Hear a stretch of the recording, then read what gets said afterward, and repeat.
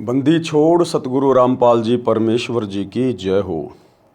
परमपिता परमात्मा सारी सृष्टि के रचनहार, कुल मालिक, असंख्य ब्रह्मांडों के स्वामी, जगत गुरु, तीनों लोकों में प्रवेश करके सबका भरण पोषण करने वाले राजाधीराज, आत्माधार, नाथों के नाथ, देवों के देव, महादेव, सर्वेश्वर, महेश्वर, मृत्युंजय, अजरो अमर, आदि अनादि सनातनी प्रभु, जगत पिता जगदीश्वर, श्री श्री 1008 की उपाधि के वास्तविक अधिकारी, अकाल मूरत शब्द स्वरूपी राम वासुदेव, सर्वगतम ब्रह्म, परम पूज्य, प्रथम पूज्य, परम संत, परम पुरुष, परम धनी, परम दयालु, सत्य कबीर, हक्का कबीर, अल्लाहु कबीर, अल्लाहु अकबर, बाखबर, अल्लाह ताला, जगत के तारणहार, जगत के मुक्तिदाता, जगत के जगन्नाथ, हारे के सहारे, हिंदुओं के राम, मुसलमानों के अल्लाह, सिखों के वाहेगुरु, ईसाइयों के मसीह, दया के सागर दयानिधि, करुणा के सागर करुणानिधि, स्वयंभू परिभू, संकट मोचन, कष्ट हरण, मंगल करण, दुख भंजन, अविगत कबीर,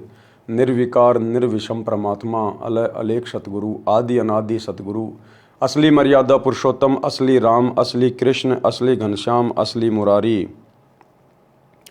राजाओं के राजा, महाराजाओं के महाराजा, शहंशाहों के शहंशाह, सम्राटों के सम्राट, भगवानों के भगवान, अल्लाहों के अल्लाह, प्रभुओं के प्रभु, मसीहाओं के मसीह, सच्चे वाहिगुरु, बाबाओं के बाबा, पीरों के पीर, सेठों के सेठ, जगत सेठ, सावड़सा सेठ, सर्वगुण संपन्न, अनंत कोटि कलाओं के स्वामी, अनंत कोटि ब्रह्मांडों के नायक, योगियों में महायोगी, ध्यानियों में महाध्यानी, सिद्धों में परम सिद्ध, ज्ञानियों में तत्व ज्ञानी, ब्रह्म ज्ञानी, महाज्ञानी, परम ज्ञानी, सर्वश्रेष्ठ ज्ञानी, विज्ञानी, युवा कबीर, समरथ कबीर, असमवात, अमित ओजा, सच्चे रहनुमा, करीम अल्लाह, सुभान अल्लाह, दुनिया के अंतिम पैगंबर, 8 सितंबर 1951 से गांव धनाना, जिला सोनीपत, हरियाणा, भारतवर्ष की पावन भूमि पे प्रकट रियल कल की भगवान श्री नारायण साकार हरि, श्री बाबा साहेब, नूर अनंत परमात्मा, संत शिरोमणि सतगुरु रामपाल जी परमेश्वर जी के चरण कमल में साध संगति से जुड़े हुए आप और हम सभी सत्सेवक भाई बहनों का अनंत कोटि दंडवत प्रणाम। सत्साई भाई और बहनों, दया परमपिता परमेश्वर जी की, सारी सृष्टि के रचयिता की, सतगुरु रामपाल जी भगवान की, जिनके शुभ आशीर्वाद से, विशेष आशीर्वाद से, उन्हीं के कर कमल से लिखित पवित्र पुस्तक जीने की राह के ऊपर वीडियो बनाने की श्रृंखला जारी है। इसी श्रृंखला में आज हमारा ये 20वें नंबर का वीडियो है। प्रत्येक वीडियो में गुरुदेव भगवान के आशीर्वाद से हमें अध्यात्म के विषय में, भक्ति मार्ग के विषय में, सत भक्ति के विषय में, एक भगत में क्या गुण होने चाहिए, सतगुरु को भगत ने किस दृष्टि से देखना चाहिए, कैसे भक्ति मार्ग पर सफलता प्राप्त होगी, गुरु के साथ कैसा व्यवहार करना चाहिए, आम समाज में हमें कैसे रहना चाहिए, इन तमाम बातों की जानकारी हो रही है और ये तमाम बातें हमारा विश्वास भक्ति मार्ग पर दृढ़ करती जा रही हैं। तो आज की वीडियो में हमें गुरुदेव भगवान समझा रहे हैं कि जो काल का जीव होता है, जो काल प्रेरित आत्मा होती है, जिसके संस्कार बिगड़े हुए होते हैं, वो आत्मा सतगुरु के ज्ञान को स्वीकार नहीं करती है। किसी के कहने से, सुनने से अगर नाम दीक्षा भी ले लेगा तो वो सतगुरु के वचन निभा नहीं पाएगा। तो चलिए आगे बढ़ते हैं गुरुदेव के कर कमल से लिखित पवित्र पुस्तक जीने की राह, वीडियो नंबर 20, पेज नंबर 152। काल का जीव सतगुरु का ज्ञान नहीं मानता। कोयल काग का उदाहरण, ये बात समझाने के लिए गुरुदेव भगवान हमें कोयल और कव्वे का उदाहरण दे रहे हैं। कोयल पक्षी कभी अपना अलग से घोंसला बनाकर अंडे पैदा नहीं करती। कारण ये है कि कोयल के अंडों को कौवे खा जाते हैं। इसलिए कोयल को ऐसी नीति याद आई कि जिससे उसके अंडों को हानि न हो सके। ये कोयल है परमात्मा कबीर जी, सतगुरु रामपाल जी, और ये कौवा है काल, 21 ब्रह्मांड का स्वामी। परमात्मा अपने सत भक्तों की अलग से पहचान नहीं होने देता। इसी 21 ब्रह्मांड में, उन्हीं परिवारों में परमेश्वर अपनी आत्माओं को जन्म दे देता है, किसी का बेटा बेटी बना के, जो काल के परिवार हैं, जो काल के अधीन है। उसी परिवार में परमात्मा भी अपनी हंस आत्माएं उनके बेटा बेटी के रूप में भेज देते हैं। इसलिए कोयल को ऐसी नीति याद आई जिससे उसके अंडों को हानि न हो सके। कोयल जब अंडे उत्पन्न करती है तो वह ध्यान रखती है कि कहां पर कौवी यानी फीमेल क्रो ने अपने घोंसले में अंडे उत्पन्न कर रखे हैं। जिस समय कौवी पक्षी भोजन के लिए दूर चली जाती है, यानी जो मादा जो कौवा होता है, जब वो भोजन के लिए अंडे उत्पन्न करके दूर चली जाती है तो पीछे से कोयल उस कौवी के घोंसले में अंडे पैदा कर देती है। यानी सतगुरु रामपाल जी भगवान, ये कबीर परमात्मा इस काल के साथ आंख मिचोली खेलते हुए अपनी हंस आत्माओं को भी उन्हीं परिवारों में बेटा बेटी के रूप में पैदा कर देते हैं और दूर पेड़ पर बैठ जाती है या आसपास रहेगी। जिस समय कौवी घोंसले में आती है तो वह 2 के स्थान पर 4 अंडे देखती है। वो कोयल क्या करेगी, उस मादा कौवी के घोंसले में अपने अंडे उत्पन्न करके वही आसपास रहती है या दूर पेड़ पे बैठ के उनको देखती रहती है। इसी प्रकार नाम उपदेश से पहले परमात्मा अपनी आत्माओं के साथ ही रहते हैं। परमेश्वर कबीर जी, सतगुरु रामपाल जी भगवान जी, जिन अपनी अच्छी अंश आत्माओं को, जिनको आगे चलकर अपनी शरण में लेना होता है, इसी काल के परिवार में परमात्मा उनको भेज देते हैं। और उस परिवार में जब वो हंस आत्मा उत्पन्न हो जाती है किसी के बेटा बेटी के रूप में, तो परमात्मा शुरू से ही उसके साथ रहते हैं। गुरुदेव भगवान बचपन से ही उस अपनी प्यारी आत्मा के साथ में रहते हैं, उसे हर प्रकार की आपदाओं से, संकट से, बीमारियों से, परेशानियों से बचाते रहते हैं। तो वो कोयल उस कौवी के घोंसले में अंडे पैदा करके आसपास रहती है और ध्यान रखती है। जिस समय कौवी घोंसले में आती है तो वह 2 के स्थान पर 4 अंडे देखती है। वह नहीं पहचान पाती कि तेरे अंडे कौन से हैं, अन्य के कौन से हैं, इसलिए वह चारों अंडों को पोषण करके बच्चे निकाल देती है। कोयल भी आसपास रहती है। अब कोयल भी अपने बच्चों को नहीं पहचानती है। ये तो एक सांसारिक उदाहरण है भाई और बहनों, कव्य और इसका कोयल का। बाकी सतगुरु रामपाल जी परमेश्वर तो अंतर्यामी है, जानी जान है। ये परमेश्वर तो सब कुछ जानते हैं, सब कुछ पहचानते हैं कि इनमें मेरे बच्चे कौन से हैं, मेरी शरण में कौन आएगा। अब कोयल भी अपने बच्चों को नहीं पहचानती है, क्योंकि सब बच्चों का एक जैसा रंग, काला रंग होता है। जिस समय बच्चे उड़ने लगते हैं तब कोयल निकट के अन्य पेड़ पर बैठकर कुहू कुहू की आवाज लगाती है। फिर ये कबीर भगवान सतगुरु रामपाल जी संत रूप में आकर और अपने सत्संग की आवाज लगाना शुरू करते हैं। टीवी के माध्यम से, ज्ञान गंगा पुस्तक के माध्यम से, या अन्य ऑडियो वीडियो के माध्यम से, या किसी अन्य भगत भाई बहन के माध्यम से परमात्मा फिर उस आत्मा तक अपनी जानकारी पहुंचाते हैं, अपनी आवाज वहां तक भेजते हैं। तब कोयल निकट के अन्य वृक्ष पर बैठकर कुहू कुहू की आवाज लगाती है। कोयल की बोली कोयल के बच्चों को प्रभावित करती है। कौवे वाले मस्त रहते हैं। यानी एक परिवार में मान लीजिए 5 मेंबर हैं, और जब सतगुरु रामपाल जी के सत्संग सुनने की बात आती है, उनकी पुस्तक पढ़ने की बात आती है, तो उनमें से 2 बड़ी आसानी से सतगुरु के ज्ञान को समझ जाते हैं, पहचान जाते हैं, और बाकी मेंबर नहीं मानते, बार बार कहने पर भी नहीं मानते। तो जो नहीं मान रहे हैं वो तो हैं कौवे के बच्चे, यानी वो काल प्रेरित आत्मा है।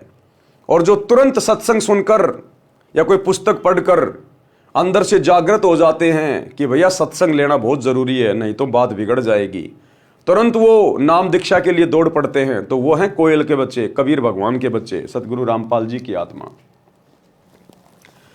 कोयल की बोली कोयल के बच्चों को प्रभावित करती है। कौवे वाले मस्त रहते हैं। कोयल की आवाज सुनकर कोयल के बच्चे उड़कर कोयल की ओर चल पड़ते हैं।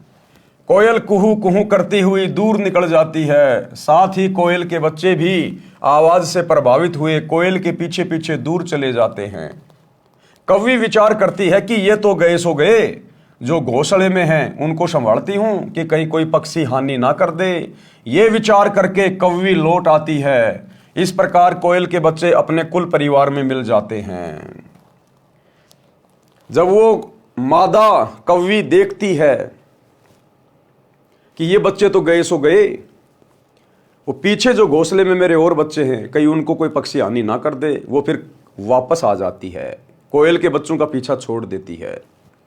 इसी प्रकार जो भगत, जो हंस आत्मा अपने सतगुरु से उपदेश लेने के बाद, अपने सतगुरु की आवाज को पहचानने के बाद जब दृढ़ होकर भक्ति मार्ग पर लग जाते हैं, किसी के डराने से, धमकाने से, लोकलाज में डालने से, दबाव डालने से अगर वो पीछे नहीं हटते हैं, भक्ति से नामखंड नहीं करते हैं, मर्यादा नहीं तोड़ते हैं, संघर्ष करते हैं, फिर ये काल रूपी कौवा उन आत्माओं का पीछा छोड़ देता है। थोड़ी देर तो वो कौवी दौड़ती है पीछे पीछे कि मेरे बच्चे गए, मेरे बच्चे गए। तो शुरुआत में तो भगत के पीछे काल लगेगा कि गए गए, मेरा भोजन गया, मेरा भोजन गया। लेकिन वो कोयल के बच्चे पीछे मुड़ के नहीं देखते, वो अपनी मां की आवाज के पीछे पीछे उड़ते ही रहते हैं। तो जब सतगुरु का भगत अपने सतगुरु के ज्ञान को आधार बनाकर अपने आत्म कल्याण के लिए संघर्ष करता ही रहेगा, झुकेगा नहीं, टूटेगा नहीं, मर्यादा खंडित नहीं करेगा, चाहे घर छोड़ना पड़े, चाहे समाज छोड़ना पड़े, फिर वो कौवा, फिर वो मादा कौवा फिर उस भगत का पीछा छोड़ देती है और सोचता है कि पीछे जो मेरे बच्चे हैं कहीं उनको हानि ना हो जाए, उनको संभालता हूं। तो इस प्रकार हम भगत भाई बहनों ने सतगुरु के भक्ति मार्ग पर दृढ़ता के साथ लगना है, ताकि हमारे संघर्ष को देखकर, हमारे दृढ़ निश्चय को देखकर ये काल हमारा फिर पीछा छोड़ दे, अर्थात हमें दुखी करना, परेशान करना फिर ये बंद कर दे। तो जब घर परिवार वाले देख लेते हैं, समाज वाले देख लेते हैं, रिश्तेदार देख लेते हैं कि भैया ये मानने वाला नहीं है, इसको चाहे कितना कूट लो, कितना पीट लो, कितना धमका लो, कितना कुछ कह लो, ये मानने वाला नहीं है, ये तो बाबा रामपाल का पक्का भगत है, फिर वो घर परिवार रिश्तेदार वाले वो सब हमारा पीछा छोड़ देते हैं कि मरने दो इसको, जो करे वो करने दो, बाढ़ में जाए। तो जो संघर्ष करेगा सतगुरु उसी के साथ रहेगा और काल उसी का पीछा छोड़ेगा। जो दो नाव की सवारी में रहेगा, भक्ति भी करना चाहेगा और रिश्तेदारों को भी खुश रखना चाहेगा, उनकी ब्याह शादी में जाके, छोटे मोटे कार्यों में जाके, उनकी परंपराओं में शामिल होके, तो दो नाव की सवारी वाला कभी भी अपनी मंजिल को प्राप्त नहीं करेगा, ना घर का, ना घाट का, धोबी का कुत्ता बन के रह जाएगा। यह विचार करके वो कवि लौट आती है। इस प्रकार कोयल के बच्चे अपने कुल परिवार में मिल जाते हैं और फिर वो दृढ़ भगत अंत में भक्ति सफल करके अपने शतलोक में चला जाता है परमानेंट सुख भोगने के लिए। परमेश्वर कबीर जी ने धर्मदास को समझाया है कि हे धर्मदास, तेरा पुत्र नारायण दास काग यानी काल का बच्चा है, उसके ऊपर मेरे प्रवचनों का प्रभाव नहीं पड़ा। आप दयाल करुणामय सत्य पुरुष के अंश हो। अब कबीर परमात्मा ने धर्मदास से कहा कि धर्मदास, तेरा जो बेटा है ना नारायण दास, वो काल की आत्मा है और तुम हो मेरे बच्चे, तुम सत्य पुरुष के अंश हो। आपके ऊपर मेरी प्रत्येक वाणी का प्रभाव हुआ और आप खींचे चले आए। काल के अंश नारायण दास पर कोई असर नहीं हुआ। यही कहानी प्रत्येक परिवार में घटित होती है। जो अंकुरी हंस यानी पूर्व जन्म के भक्ति संस्कारी, जो किसी जन्म में सतगुरु कबीर जी के सत्य कबीर पंथ में दीक्षित हुए थे परंतु मुक्त नहीं हो सके। अब देखो भाई और बहनों, बात आती है पिछली पीढ़ी पे। क्या कह रहे हैं गुरुदेव? जो किसी जन्म में सतगुरु कबीर जी के सत्य कबीर पंथ में, तो सत्य कबीर पंथ तो मेरे भाई कलयुग की पिछली पीढ़ी में शुरू होता है। ये सत्य कबीर पंथ, वास्तविक कबीर पंथ, जहां पूरी भक्ति का आपको ट्रीटमेंट दिया जाता है, ये तो कलयुग की पिछली पीढ़ी में शुरू होता है। यानी कलयुग की पिछली पीढ़ी में ही हम भगत आत्माएं अपने सतगुरु से अपना हाथ छुड़वा लेती हैं, काल के जाल में रह जाते हैं। फिर ये परमात्मा उन्हीं आत्माओं को बार बार काल के हाथ से वापस खींचता है। फिर ये परमात्मा उन आत्माओं को अपनी शरण में लेता है, कलयुग की पिछली पीढ़ी तक लाने का प्रयास करता है। तो जो इस प्रकार की अंकुरी हंस आत्मा होती हैं, जो किसी पिछले युग में, किसी जन्म में इसी कबीर परमात्मा सतगुरु रामपाल जी भगवान की शरण में रह चुकी होती हैं, ये परमात्मा उन्हीं आत्माओं को फिर से मौका देता है और वो आत्माएं तुरंत अपने पिता की बात को जान जाती है, समझ जाती है, पहचान जाती है, तुरंत वो भक्ति को स्वीकार कर लेते हैं। हंस यानी पूर्व जन्म के भक्ति संस्कारी, जो किसी जन्म में सतगुरु कबीर जी के सत्य कबीर पंथ में दीक्षित हुए थे परंतु मुक्त नहीं हो सके, मोक्ष नहीं करवा पाए। वे किसी परिवार में जन्मे हैं, सतगुरु की कबीर की वाणी सुनते ही तड़प जाते हैं। आज हम किसकी वाणी सुनकर तड़पे? सतगुरु कबीर की वाणी, सतगुरु रामपाल जी भगवान की वाणी। क्योंकि सत्संग किसने की अपने मुख कमल से? सतगुरु रामपाल जी ने। तो रियल कबीर वाणी कौन सी है? सतगुरु के सत्संग। तो रियल कबीर कौन हुए? सतगुरु रामपाल जी भगवान। सतगुरु की, कबीर जी की वाणी सुनते ही तड़प जाते हैं, आकर्षित होकर दीक्षा प्राप्त करके शिष्य बनकर अपना कल्याण कराते हैं। उसी परिवार में कुछ ऐसे भी होते हैं जो बिल्कुल नहीं मानते, अन्य जो दीक्षित सदस्य हैं उनका भी विरोध तथा मजाक करते हैं। वे काल के अंश हैं, वे भी नारायण दास की तरह काल के दूतों द्वारा प्रचलित साधना ही करते हैं। पृष्ठ 161 अनुराग सागर का सारांश।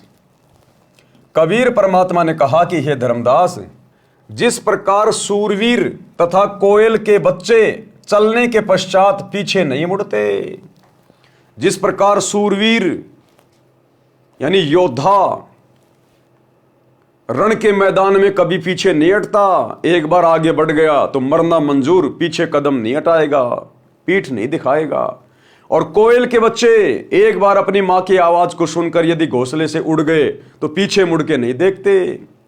इसी प्रकार सूरवीर, कोयल के बच्चे और संत यानी भगत, ये कभी पीछे पैर नहीं हटाते, कभी पीछे पैर नहीं हटाते। कबीर परमात्मा ने कहा कि हे धर्मदास, जिस प्रकार सूरवीर तथा कोयल के बच्चे चलने के पश्चात पीछे नहीं मुड़ते, इस प्रकार यदि कोई मेरी शरण में इस प्रकार दौड़कर सब बाधाओं को तोड़कर परिवार का मोह छोड़कर मिलता है तो उसकी 101 पीढ़ियों को पार कर दूंगा। कबीर भगत बीज होवे जो हंसा, यानी जो अधिकारी भगत होगा, जो परमात्मा का अधिकारी अंकुरी हंस होता है, भक्ति बीज होता है। कबीर भक्ति बीज होवे जो हंसा, तारू तास के 71 वंशा, 71 यानी 101 पीढ़ी परमात्मा उसकी पार कर देता है, यानी उनको भक्ति का अधिकारी बना देता परमात्मा। दृढ़ होकर लगा वो एक भगत और पीढ़ियों का उद्धार करवा दिया 101 का। कितना पुण्य लेके जाएगा, कितना भक्ति धन लेके जाएगा। तो यदि परिवार में एक भगत पे दृढ़ होकर ज्ञान को समझकर, ज्ञान को आधार बनाकर, गुरु को भगवान मानकर, समाज को ना देखकर, लोकलाज मर्यादाओं को ना देखकर अगर भक्ति पर दृढ़ होकर लग जाता, दीवार बन के खड़ा हो जाता है, तो वो अपनी 101 पीढ़ियों का उद्धार करवा देता है, 101 पीढ़ियों का। और अगर परिवार का कोई सदस्य जो मुखिया है, जिसने उपदेश ले लिया, और यदि वो कमजोर पड़ जाता है, भक्ति पे दृढ़ नहीं रहता, मर्यादा तोड़ देता है, बार बार नाम खंड करके बैठ जाता है, तो वो अपनी आने वाली पीढ़ियों को भी काल के मुख में भेज देता है, काल का भोजन बना देता वो। तो परमेश्वर ने वर्तमान में आप और हम सभी भगत भाई बहनों को मुख्य तौर पे चुना है। मुख्य तौर पे हम परमेश्वर की भक्ति रूपी फसल के बीज हैं, बीज। तो भाई और बहनों, हमने दृढ़ रहना, क्योंकि हमारे पीछे हमारी 101 पीढ़ियों का भविष्य जुड़ा हुआ है। कबीर भक्ति बीज होवे जो हंसा, तारू तास के 71 वंशा। कबीर कोयल सुत जैसे सूरा होई, ये विधि धाय मिले मोहे कोई। निज घर की सुरती करे जो हंसा, तारू तास के 71 वंशा। हंस यानी भगत के लक्षण। अब भक्ति मार्ग पर आने के बाद में भगत के अंदर क्या क्या लक्षण होने चाहिए, तब कहीं जाकर उसकी भक्ति सफलता की ओर आगे बढ़ेगी। अगर सतगुरु से उपदेश भी ले लिया, भगत भी कहला रहा है और वो ही जगत भाव में चल रहा है, कोई परिवर्तन विशेष उसके अंदर नहीं आया है, तो वो खुद भी अपना सत्यानाश कर रहा है और अपने गुरु के मिशन को भी नरक में लेके जा रहा है। काग जैसी गंदी वृत्ति को त्याग देता है। जो हंस होता है, जो सच्चा भगत होता है, वो काग जैसी गंदी वृत्ति को त्याग देता है। काग क्या करता है? काग गंदी वस्तुएं खाता है, टट्टी खाता है, गोबर खाता है, कीड़े मकोड़े खाता है, मांस खाता है। तो जो गंदी वृत्ति का व्यक्ति होता है वो सच्चा भगत नहीं बन सकता, नेक भगत नहीं बन सकता। वो गंदा भगत नाम लेने के बाद भी राजनीति भी करेगा, समाज से यारी दोस्ती भी निभाएगा, किसी के आरक्षण में जाके बैठ जाएगा बिरानी आग में, गुंडों की सीबीआई जांच भी करवा देगा, जाटों की धर्मशाला भी बनवा देगा, हैं, दनाना गांव के लिए स्टेडियम भी बनवा देगा, आश्रमों में हॉस्पिटल भी खुलवा देगा, दुनिया भर की ड्रामेबाजी भी करेगा, राजनेताओं की रैली में भी धक्का खाता फिरेगा और अपने आप को भगत भी कहलाएगा। तो परमात्मा कहते हैं जो काग जैसी गंदी वृत्ति के होते हैं, काग जैसी गंदी वृत्ति को त्याग देता है कौन? जो सच्चा भगत होता है। तो वह हंस यानी भगत बनता है। काग निज स्वार्थ पूर्ति के लिए दूसरों का अहित करता है। किसी पशु के शरीर पर घाव हो जाता है तो कौवा उस घाव से नोच नोच कर मांस खाता है। पशुओं की आंखों से आंसू ढलकते रहते हैं, कौवे की बोली भी अप्रिय होती है। हंस यानी भगत को चाहिए कि अपनी कौवे वाला स्वभाव त्यागे। गुरुदेव कह रहे हैं कि भगत को चाहिए कि नाम उपदेश लेने के बाद में कौवे जैसा स्वभाव त्याग दे, मीठा बोले। भगत की भाषा मीठी होनी चाहिए, गाली गलोच नहीं होने चाहिए, आवाज में कर्कश नहीं होना चाहिए। गुरुदेव कहते हैं कौवा काको धन हरे और कोयल काको देत, यानी कौवा किसका धन खा रहा है, किसका जमीन संपत्ति हड़प रहा है, और कोयल काको देत, और कोयल किसको धनवान बना रही है, पर मीठे वचन बोल के सबको मन हर लेत। कौवा काको धन हरे और कोयल काको देत, पर मीठे वचन बोल के सबको मन हर लेत। इसी प्रकार भगत ने मृदुभाषी होना चाहिए। भगत ने किसी के साथ में ठगी नहीं करनी चाहिए, धोखाधड़ी नहीं करनी चाहिए, रिश्वत वगैरह नहीं लेनी चाहिए, किसी की आत्मा नहीं दुखानी चाहिए, चोरी जारी नहीं करनी चाहिए। भगत ने राजनीति नहीं करनी चाहिए, सबके साथ मित्र भाव में रहे, समभाव में रहे। ये लक्षण बताए गुरुदेव भगवान ने। भगत ने फिर उस कव्य वाली वृत्ति को जो नाम दीक्षा लेने से पहले थी उसको छोड़ देनी चाहिए। कोए की बोली भी अप्रिय होती है। हंस यानी भगत को चाहिए कि अपनी कौवे वाला स्वभाव त्यागे, निज स्वार्थवश किसी को कष्ट ना दे, कोयल की तरह मृदु भाषा बोले। ये लक्षण भगत के होते हैं। ज्ञानी यानी सत्संगी के लक्षण हैं। अब सत्संगी भगत के और क्या लक्षण बताए गुरुदेव भगवान ने। सतगुरु का ज्ञान तथा दीक्षा प्राप्त करके यदि शिष्य जगत भाव में चलता है वह मूर्ख है। सतगुरु से दीक्षा लेने के बाद भी भगत अगर जगत भाव में चल रहा है, सांसारिक भाव में चल रहा है, तो गुरुदेव कहते हो मूर्ख है, मूर्ख। अब सतगुरु से दीक्षा लेने के बाद, इतना ज्ञान लेने के बाद अपने स्वार्थ के लिए गांव वालों के लिए स्टेडियम बना दिया, गांव वालों को खुश करने के लिए बैडमिंटन का स्टेडियम, ताकि धनाना गांव वाले धनाना आश्रम में कोई रोक टोक पैदा ना करें। तो निज स्वार्थ के लिए जगत भाव में चल रहा है गुरु जी का परिवार। ये कोऑर्डिनेटर हरियाणा के जाट आरक्षण में जाकर संगत को बैठा दिया, खुद भी जाके बैठ गए, महीने महीने तक ड्रामा करते रहे जाटों के धरनों पर, और करोड़ों रुपया चंदे के रूप में दे दिए। इसको कहते जगत भाव में चलना। भगतों ने आरक्षण चाहिए क्या इस गंदे लोक में? इस गंदे लोक में यदि किसी भगत को आरक्षण चाहिए तो वो गधा बनेगा, गधा। सतलोक नहीं जा सकता। राजस्थान के मृतक गैंगस्टर जो पुलिस एनकाउंटर में मारा जा चुका है, उसकी सीबीआई जांच का समर्थन राजपूत करणी सेना के लोग कर रहे थे, उसके समाज के लोग। जबरदस्ती सतगुरु रामपाल जी के भक्तों को सतगुरु रामपाल जी के काल प्रेरित परिवार ने जलती हुई आग में बैठा दिया। ये होता है जगत भाव में चलना। बेवजह गोहाना जाट धर्मशाला का 5वां फ्लोर गुरुदेव के दोनों लड़कों ने बनवाने का ठेका ले लिया 1 करोड़ रुपए की लागत से। संगत का ज्योति पाठ का पैसा कुएं में डाल दिया, आग में झोंक दिया। इसको कहते हैं जगत भाव में चलना। श्री राम मंदिर प्राण प्रतिष्ठा के समय जो लोग उनके दर्शन करने आ रहे थे रामलला के, जबरदस्ती जगत भाव में चलते हुए सतलोक आश्रम वालों ने, गुरुदेव के परिवार ने अयोध्या में 1 महीने का भंडारा लगा दिया। यह होता जगत भाव में चलना। भाई और बहनों, यह सत भक्ति मार्ग है।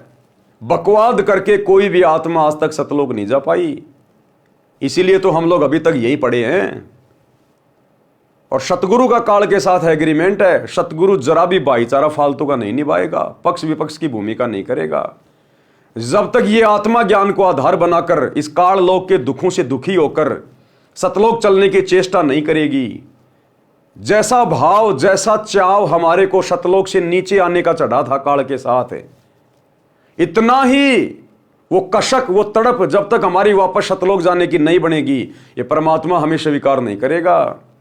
और जगत भाव में चलने से ये कशक कभी जिंदगी में नहीं बनने वाली। तो जो कार्य वर्तमान में गुरुदेव की गैर हाजिरी में 2014 बरवाला कांड के बाद गुरुदेव का परिवार कर रहा है, कोऑर्डिनेटर कर रहे हैं, लाखों की संगत उनके पीछे मूर्ख होकर कर रही है, ये जगत भाव वाले कार्य हैं। ऐसे कुकर्म करने से, ऐसी बकवादों में पड़ने से लाख जन्म भी सतलोक नहीं मिल सकता।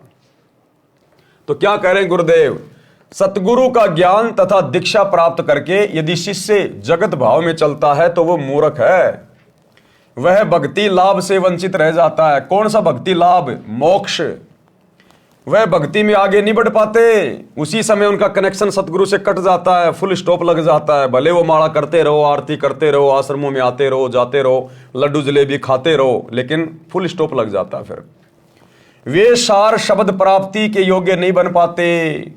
इसलिए तो सतगुरु ने अभी तक किसी को सार शब्द नहीं दिया। ये सार शब्द भक्तों को वो ही दे रहे हैं जो जगत भाव में चल रहे हैं।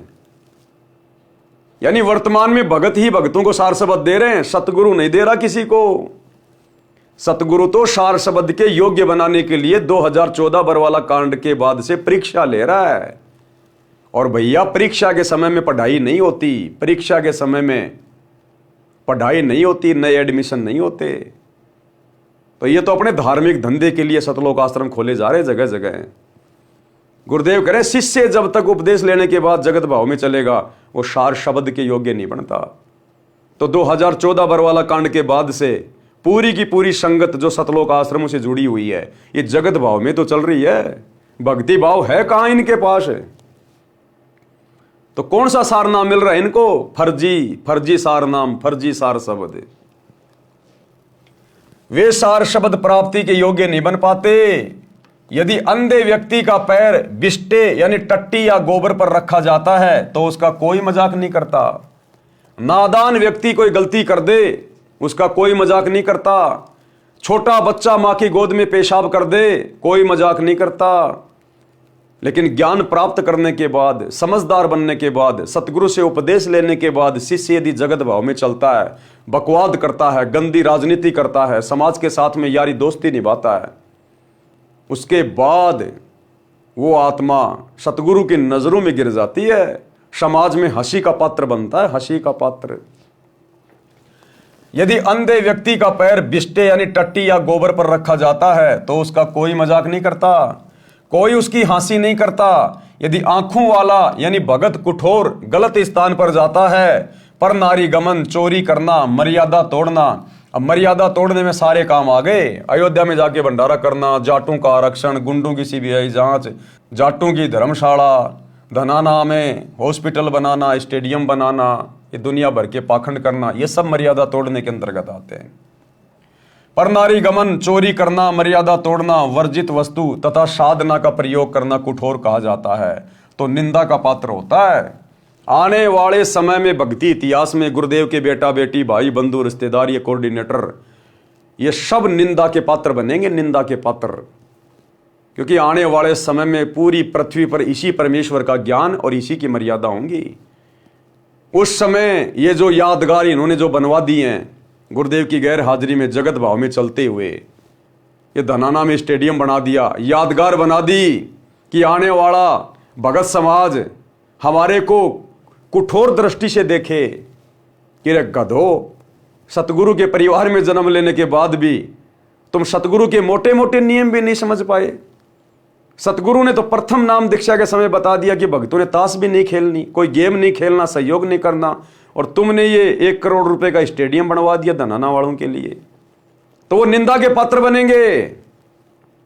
ये सात संगति के माध्यम से जो वीडियो बन रहे हैं, जो इनके कुकर्मों को दिखा रहे हैं, इन वीडियो को देख देख कर, इनके जगत भाव वाले कुकर्मों को देखकर आने वाला भगत समाज इनको निंदा की दृष्टि से देखेगा, निंदा की दृष्टि से, कि तुमसे बड़ा मूर्ख तो कोई धरती पे है ही नहीं।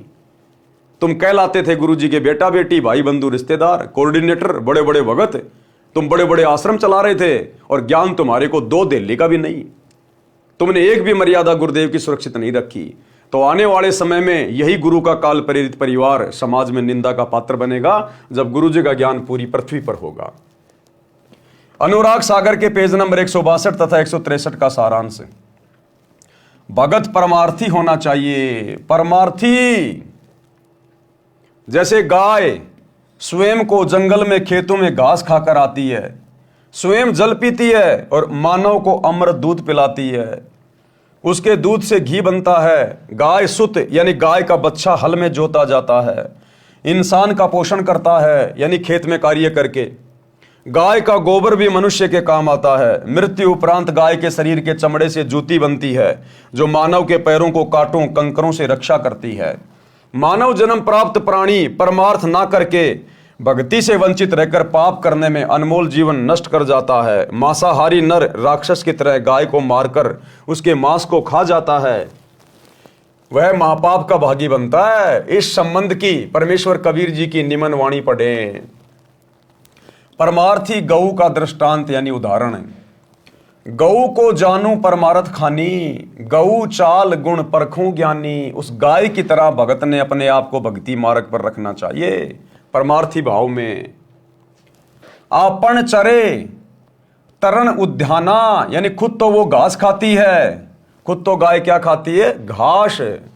अचवे जल दे छीर निदाना, और पानी पीकर दूसरों को छीर यानी दूध देती है। तासू छीर घृत देव अगाही, फिर उस दूध से घी निकलता है। सो सुत नर के पोषक आही। गोशुत, गोशुत यानी गाय का बच्चा इंसान के पोषण के काम में आता है, अर्थात उसके फसल में उसका सहयोग करता है। खेत की बिजाई होती है, खेत की जुताई होती है गाय के बच्चों से, बैल से। बिष्टा तासों काज नर आवे, गाय का गोबर भी खेत में खाद के रूप में काम आता है। नर अग कर्मी जन्म गमावे, और इंसान मनुष्य जन्म प्राप्त करके भी उल्टे कर्म करके भक्ति ना करके अपना जन्म बर्बाद कर जाता है। टीका पूरे तब गोतन नाशा, नर राक्षस गोतन लेत गराशा। चाम तासु तन अति सुखदाई, एतिक गुण एक गोतन भाई। इतने गुण तो एक गाय में होते हैं, जबकि इंसान में कितने गुण होने चाहिए। परमार्थी संत लक्षण। गोशम संत गहे ये बाणी, तो नहीं काल करे जीवहानि। अगर गाय की तरह भगत यदि परमार्थी हो जाए, अपनी मर्यादाओं को सुरक्षित रखकर परमार्थ करना है। ये कलयुग की बिचली पीढ़ी है। परमार्थी होना बहुत अच्छी बात है, दयावान होना बहुत अच्छी बात है। दया बिना दरवेश कसाई। जिस दरवेश यानी संत में भगत में दया नहीं है, वो तो कसाई के समान है। लेकिन दया हमने केवल उतनी करनी है कि हमारी मर्यादा सुरक्षित रहे। अगर मर्यादा तोड़कर आप किसी का भला कर रहे हो, आप सबसे बड़े बुद्धू हो, सबसे बड़े मूर्ख हो आप। हमने राजा जनक की तरह आवश्यकता से ज्यादा दया भाव नहीं दिखाना। राजा जनक दयालु था, अपने आद्य पुण्य उन 12 करोड़ आत्माओं के निमित्त कर दिए धर्मराज को, जो नरक में कष्ट भोग रही थी। काल ने ठग लिया, उसको पुण्यहीन कर दिया। तो हम भक्तों ने यह गलती नहीं करनी बिल्कुल भी। जैसे बाजीद ने उस बुढ़िया को अपनी सारी कमाई दे दी उस कुतिया को रोटी खिलाने के लिए, हमने ये गलती नहीं करनी। अगर हमारी भक्ति पे आंच आएगी तो चाहे दुनिया जल के मरो, हमने देखना भी नहीं है। और बाकी हमारी मर्यादाओं में रहते हुए यदि हम किसी का भला कर सकते हैं, किसी की मदद कर सकते हैं तो कीजिए, उसमें कोई दिक्कत नहीं। वो आपके ऊपर निर्भर करता है करना या नहीं करना है। परंतु मर्यादा तोड़कर किसी का भला किया, किसी के ऊपर दया दिखाई, तो फिर सबसे बड़े हम मूर्ख समझे जाएंगे, सबसे बड़े मूर्ख। नरतन लही असबुद्धि होई, सतगुरु मिले अमर है सोई। सुन धर्मनी परमारथ बाणी, परमारथ ते होय न हानि। पद परमारथ संत अधारा, गुरु सम लेई सो उतरे पारा। सत्य शब्द को परिचय पावे, परमारथ पद लोक सिंधावे। सेवा करे विसारे आपा, यानी सेवा करे, और आपा यानी घमंड, घमंड को त्याग दे। आपा थाप अधिक संतापा, अगर खुद के ऊपर लेगा कि मैंने ये परमार्थ कर दिया, मैंने ये भलाई का काम कर दिया, मैंने इतनी सेवा कर दी, कहते हैं फिर उसके ऊपर संकट आएगा, दुख आएगा। ये नर अश्चातुर बुद्धिमाना, गुण शुभ कर्म कहे हम ठाना। ऊंचा कर्म अपने सिर लीन्या, अवगुण कर्म पर सिर दीन्या। यानी जो मुख्य मुख्य सेवा है, मुख्य मुख्य जो महिमा है, वो तो अपने ऊपर ले ली, और जो नीचे कर्म है, जो अवगुण है, वो दूसरे के सिर पे रख दिए, तो कहते हैं वो भी भगत नहीं है। तात होए शुभ कर्म विनाशा, धर्मदास पद गहो विश्वासा। आशा एक नाम की राखै, निज शुभ कर्म प्रगट नहीं बाखै। गुरुपद रहे सदा लो लीना, जैसे जल ही न विसरत मीना। गुरु के शब्द सदा लो लावे, सत्य नाम निस दिन गुण गावे। जैसे जल ही न बिसरे मीना, ऐसे शब्द गहे परवीना। पुरुष नाम को अस पर भाऊ, हंसा भौरी ने जग में आऊं। निश्चय जाय पुरुष के पासा, कूरम कला परखूं धर्मदासा। अब गुरुदेव इनका सरलार्थ कर रहे हैं कि भगत ने किस प्रकार से परमार्थी होना है। परमेश्वर कबीर जी ने धर्मदास जी के माध्यम से मानव मात्र को संदेश व निर्देश दिया है। कहा है कि मानव को गाय की तरह परमार्थी होना चाहिए। जिनको सतगुरु मिल गया है वे तो अमर हो जाएंगे, घोर पापों से बच जाएंगे। सेवा करे तो अपनी महिमा की आशा ना करे कि मैंने इतनी पुस्तक बांट दी, मैंने इतने भक्तों को नाम दिला दिया। ये बिल्कुल अपने ऊपर ना ले भगत। सेवा करे तो सेवा भाव से करे, मान बढ़ाई की इच्छा ना रखे, इज्जत प्राप्ति की इच्छा ना रखे। सेवा करे तो अपनी महिमा की आशा ना करे। यदि अपने आप को मान बढ़ाई के लिए अपने आप को महिमावान मान लेगा तो उसको अधिक कष्ट होगा, शुभ कर्म नष्ट हो जाएंगे। उपदेशी केवल एक नाम की आशा रखे, केवल अपने गुरुदेव भगवान की आशा, केवल इनके सत भक्ति मंत्रों की आशा, दुनिया के आगे हाथ न फैलाए और किसी देव महादेव से मोक्ष की या धन प्राप्ति की कोई भी भौतिक इच्छा की डिमांड ना करे। केवल अपने गुरुदेव से आशा रखे, उनकी भक्ति पे लगे रहे, नाम का सुमरण करता रहे। उपदेशी केवल एक नाम की आशा रखे, मान बढ़ाई की चाहत हृदय से त्याग दे, अपने शुभ कर्म दान या अन्य सेवा किसी के सामने ना बताए कि मैंने इतना दान कर दिया, मैंने इतनी सेवा कर दी। हाँ, वैसे यदि बताना है, किसी कारणवश यदि बताना पड़ जाए तो हम बता सकते हैं, लेकिन मान बढ़ाई की चाहत में नहीं कि मैंने इतने पाठ करा दिए, मैंने इतना रुपया दान कर दिया। मान बढ़ाई के हिसाब से नहीं, दूसरों में इज्जत प्राप्ति के लिए नहीं। वैसे यदि कोई कारण हो जाए, बताना पड़ जाए तो आदि नौकर कि भाई दास की तो क्या औकात है। परमात्मा ने दास के ऊपर दया बख्शी, मालिक ने 2 पैसे का इंतजाम करवाया, मालिक ने दास को प्रेरणा की और परमात्मा ने अपने आत्म कल्याण के लिए परमात्मा के चरणों में समर्पित कर दिए। भाई इस हिसाब से अहंकार में आके नहीं कि मैं महीने में 2 पाठ करवाता हूं, तू करवा के दिखाना, वो मारा जाएगा। फिर मान बढ़ाई की चाहत हृदय से त्याग दे, अपने शुभ कर्म दान या अन्य सेवा किसी के सामने ना बताए। गुरु जी के पद यानी गुरु की शरण में ऐसे रहे जैसे जल में मछली रहती है।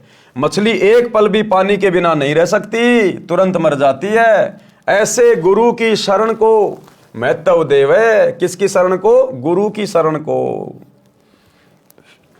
गुरु जी द्वारा दिए शब्द यानी जाप मंत्र, सतगुरु शब्द जो सतनाम है यानी वास्तविक भक्ति मंत्र में सदा लीन रहे, जो पुरुष परमात्मा का भक्ति मंत्र है, उसका ऐसा प्रभाव है, उसमें इतनी शक्ति है कि साधक पुनः संसार में जन्म मरण के चक्कर में नहीं आता।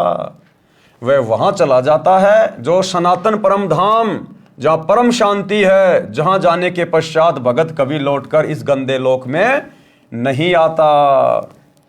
यही प्रमाण श्रीमद् भगवत गीता अध्याय 18 श्लोक 62 में है। गीता ज्ञानदाता ने कहा कि हे अर्जुन, तू सर्व भाव से उस परमेश्वर की शरण में जा, उस परमेश्वर की कृपा से ही तू परम शांति को तथा सनातन परम धाम शाश्वतम स्थानम को प्राप्त होगा। अब वो परमेश्वर कौन है जिसकी शरण में जाएं? अब वो परमेश्वर कौन है भैया जिसकी शरण में जाएं और सर्व भाव से भक्ति करें? वो परमेश्वर है सतगुरु रामपाल जी। वो परमेश्वर है ये कबीर भगवान सतगुरु रामपाल जी, जो सतगुरु रूप में तत्वदर्शी संत के रूप में धरती पे प्रकट हैं। ये है वो परमेश्वर जिसकी शरण में जाने के लिए गीता अध्याय 18 श्लोक 62 में कहा गया है कि हे अर्जुन, तू सर्व भाव से उस परमेश्वर की शरण में जा, उस परमेश्वर की कृपा से ही तू परम शांति को तथा सनातन परम धाम शाश्वत स्थानम को प्राप्त होगा। अध्याय 18 श्लोक 62। गीता अध्याय 15 श्लोक 4 में गीता ज्ञानदाता ने कहा है कि तत्व ज्ञान प्राप्ति के पश्चात परमेश्वर के उस परम पद की खोज करनी चाहिए जहां जाने के पश्चात भगत लौटकर कभी संसार में नहीं आता। जिस परमेश्वर ने संसार रूपी वृक्ष की रचना की है उसी की भक्ति करो। किसकी भक्ति करो? जिसने संसार रूपी पेड़ की रचना की है उसी की भक्ति करो। तो भक्ति तो वर्तमान में भैया हम सतगुरु रामपाल जी की कर रहे हैं, तो संसार रूपी वृक्ष की रचना किसने की, यानी सृष्टि की रचना किसने की? सतगुरु रामपाल जी ने, क्योंकि उसी की भक्ति करने का निर्देश है ना। तो भक्ति वर्तमान में हम किसकी कर रहे हैं? गुरुदेव भगवान की। तो कौन हुए संसार रूपी पेड़ के रचनहार? सतगुरु रामपाल जी। जिस परमेश्वर ने संसार रूपी वृक्ष की रचना की है उसी की भक्ति करो। अध्याय 15 श्लोक 4। तो आप और हमारा सौभाग्य, हमें उस परमेश्वर की भक्ति उनकी शरण मिल चुकी है। गीता ज्ञानदाता ने अपनी नाशवान अर्थात जन्म मरण की स्थिति गीता अध्याय 2 श्लोक 12, अध्याय 4 श्लोक 5 व 9 में तथा अध्याय 10 श्लोक 2 में स्पष्ट ही कर रखी है कि अर्जुन, तेरे और मेरे बहुत जन्म हो चुके हैं, तू नहीं जानता, मैं जानता हूं। पाठक जनों, गीता से स्पष्ट हुआ कि गीता ज्ञानदाता काल ब्रह्म है, जो श्री कृष्ण जी के शरीर में प्रवेश करके बोल रहा था, नाशवान है, जन्म मरण के चक्कर में है। तो उसके उपासक की भी यही स्थिति होती है, यानी जो खुद जन्म मरण में है, गीता ज्ञान देने वाला, चाहे श्री कृष्ण मानो, चाहे विष्णु मानो, चाहे काल मानो, जब वो खुद ही जन्म मरण में है, गीता अध्याय 4 श्लोक 5 और 9 में कह रहा है, गीता अध्याय 10 श्लोक 2 में कह रहा है कि मैं तो जन्म मरण में हूं, तो बताओ फिर उनकी भक्ति करने से उनके भक्तों की जन्म और मृत्यु कैसे समाप्त हो जाएगी? श्री कृष्ण की भक्ति करने से, श्री विष्णु जी की भक्ति करने से या काल ब्रह्म की भक्ति करने से भगत की कभी भी जन्म और मृत्यु समाप्त नहीं हो सकती, क्योंकि वे खुद जन्म और मृत्यु में है। तो उनके उपासक की भी यही स्थिति होती है। इसलिए गीता अध्याय 18 श्लोक 62 तथा अध्याय 15 श्लोक 4 में वर्णित लाभ नहीं हो सकता, यानी वो सनातन परम धाम काल की भक्ति से, विष्णु की भक्ति से, श्री कृष्ण की भक्ति से प्राप्त नहीं हो सकता। वो सनातन परम धाम प्राप्त होगा सतगुरु रामपाल जी इस कबीर भगवान की सत भक्ति से, इनकी शरण में आने से। दूसरी बात यह सिद्ध होती है कि गीता ज्ञानदाता से कोई अन्य समर्थ तथा सर्व लाभदायक परमेश्वर है। तभी तो कह रहा कि तू सर्वभाव से उस परमेश्वर की शरण में जा। अरे भाई, अपने से अन्य की शरण में जाने के लिए गीता का ज्ञान देने वाला कह रहा है, इसका मतलब गीता ज्ञानदाता के पास में वो सामर्थ्य नहीं है, वो भक्ति नहीं है, वो शक्ति नहीं है। तभी तो अपने से अन्य की शरण में जाने के लिए अर्जुन को कह रहा है कि अगर तुझे सनातन परम धाम प्राप्त करना है, जन्म मरण का रोग कटवाना है, परम शांति चाहिए, तो उस परमेश्वर की शरण में जा। तो कौन है वो परमेश्वर जिसकी शरण में जाने के लिए गीता का ज्ञान देने वाला भगवान भी कह रहा है? वो है कबीर भगवान। और वो कबीर भगवान वर्तमान में धरती पर सतगुरु रामपाल जी के रूप में प्रकट है। दूसरी बात यह सिद्ध होती है कि गीता ज्ञानदाता से कोई अन्य समर्थ तथा सर्व लाभदायक परमेश्वर है, जिसकी शरण में जाने के लिए गीता ज्ञानदाता यानी काल ब्रह्म ने कहा है, वह परमेश्वर बंदी छोड़ जी हैं। कौन है वह परमेश्वर? कबीर बंदी छोड़ जी हैं, जो आज सतगुरु रामपाल जी के रूप में धरती पे प्रकट है। उन्होंने अपनी महिमा स्वयं ही कही है। आज गुरुदेव अपनी महिमा स्वयं ही बता रहे हैं, सृष्टि रचना का ज्ञान स्वयं ही दे रहे हैं। ब्रह्मा विष्णु महेश की रचना, उत्पत्ति, जन्म मरण स्वयं बता रहे हैं। सारे धर्मशास्त्रों को स्वयं ही आके बता रहे हैं, सृष्टि का ज्ञान स्वयं दे रहे हैं। क्योंकि इनके अलावा इनकी महिमा कोई दूसरा नहीं बता सकता, क्योंकि इनके बारे में कोई दूसरा यहाँ का प्राणी जानता ही नहीं है। उन्होंने अपनी महिमा स्वयं ही कही है, जो आप जी कबीर सागर में पढ़ रहे हैं। परमेश्वर ने अनुराग सागर पेज 13 पर कहा है कि सत्य पुरुष द्वारा रची सृष्टि के विषय में बताई कथा का साक्षी किसको बनाऊं, क्योंकि सबकी उत्पत्ति बाद में हुई है। यानी सबसे पहले यही कबीर परमात्मा सतगुरु रामपाल जी भगवान प्रकट हुए, स्वयंभू परमात्मा। उसके बाद इन्होंने सारी सृष्टि उत्पन्न की है। तो इनकी कहानी भला कौन जान सकता है, क्योंकि सब तो इनके बाद में उत्पन्न हुए, इन्हीं के द्वारा। तो अपने द्वारा रची गई सृष्टि के विषय में ये कबीर परमात्मा स्वयं ही नीचे संत रूप में आके ठीक ठीक बताता है, क्योंकि सबकी उत्पत्ति बाद में हुई है। पहले अकेले सत्य पुरुष थे। यहां पर विवेक करने की बात यह है कि कबीर जी को ज्ञान कहां से हुआ?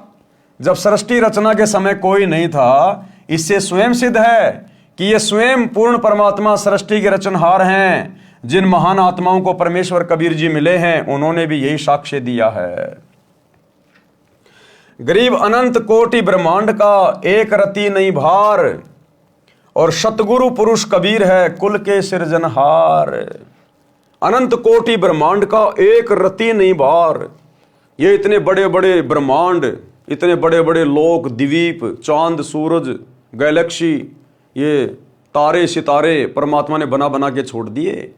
ये सब के सब कबीर परमेश्वर सतगुरु रामपाल जी भगवान की समर्थता के कारण, उनकी वचन शक्ति से बंधे होने के कारण अपनी अपनी जगह पे चक्कर लगा रहे हैं। अब वैज्ञानिक कहेंगे ये तो गुरुत्वाकर्षण के कारण हो रहा है। अरे तो वो गुरुत्वाकर्षण किसने पैदा किया? वो भी तो इसी कबीर भगवान ने पैदा किया, जिसको तुमने गुरुत्वाकर्षण का नाम दे दिया। संत भाषा में उसको परमेश्वर की वचन शक्ति कहते हैं, वचन शक्ति।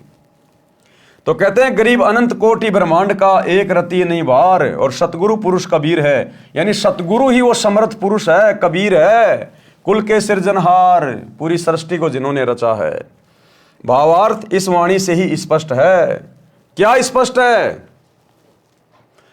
यानी अगर कबीर भगवान है, अगर कबीर जी ही परमात्मा है, कबीर जी भगवान है, तो उनको ज्ञान कहां से हुआ?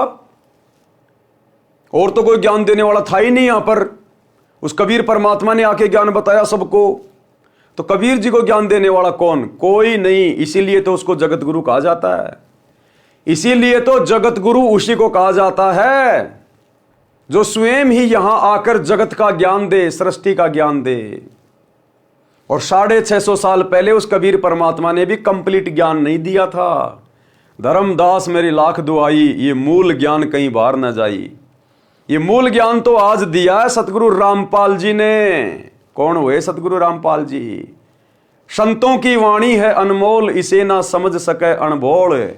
साहिब ने भेद दिया सब खोल, अपनी सतलोक राजधानी का। आज खोला है वो भेद पूरा का पूरा साहिब ने। तो आज भेद खोलने वाला कौन? सतगुरु रामपाल जी। तो कौन हुए साहेब? साहेब ने भेद दिया सब खोला, अपनी सतलोक राजधानी का। 650 साल पहले तो भेद खोलना ही नहीं था, ये तो आज खोला है। तो कौन हुए? गुरुदेव, स्वयं कबीर परमात्मा। तो गुरुदेव कह रहे हैं इस वाणी से ही स्पष्ट है कि फिर सतगुरु रामपाल जी को ज्ञान कहां से हुआ? इनको ज्ञान किसने दिया? इनको किसी ने ज्ञान नहीं दिया। ये जगत गुरु हैं। जगत गुरु को किसी से ज्ञान लेने की जरूरत नहीं है। जो दूसरे से ज्ञान लेके आगे ज्ञान देता वो जगत गुरु नहीं होता। तो सारी सृष्टि की रचना गुरुदेव भगवान ने की है, यही कबीर भगवान है। और वर्तमान में परमात्मा अपने ओरिजिनल स्वरूप को, नूरी रूप को हल्का करके, छुपा के संत रूप में हमारे समक्ष प्रकट हैं, विद्यमान हैं, और ज्ञान से अपनी पहचान करवाना चाहते हैं, ना कि चमत्कार दिखा के। तो जो अधिकारी आत्मा होंगे, जो अधिकारी हंस होंगे, वे ही ज्ञान को आधार बना के अपने गुरु को परमात्मा मानेंगे, कबीर जी मानेंगे, अन्यथा नहीं स्वीकार कर सकते। कूरम कला परखो धर्मदासा। अब ये कूरम कला क्या है? कूरम यानी कछुआ। तो कछुआ क्या करता है? उसके अंदर क्या योग्यता है? भगत के अंदर वैसी योग्यता होनी चाहिए। कूरम कला, कूरम कला का भावार्थ है कि जैसे कूरम यानी कछुआ आपत्ति के समय अपने मुख तथा पैरों को अपने अंदर छुपाकर निष्क्रिय हो जाता है। जब कोई आपत्ति का अंदेशा होता है, कोई संकट लगता है, तो कछुआ अपने मुंह को और अपने चारों पैरों को अंदर सिकोड़ लेता है, और आपत्ति टलने के बाद फिर वापस धीरे धीरे बाहर निकाल लेता है। इसी प्रकार समझदार भगत वही है जो कूरम कला का उपयोग करे।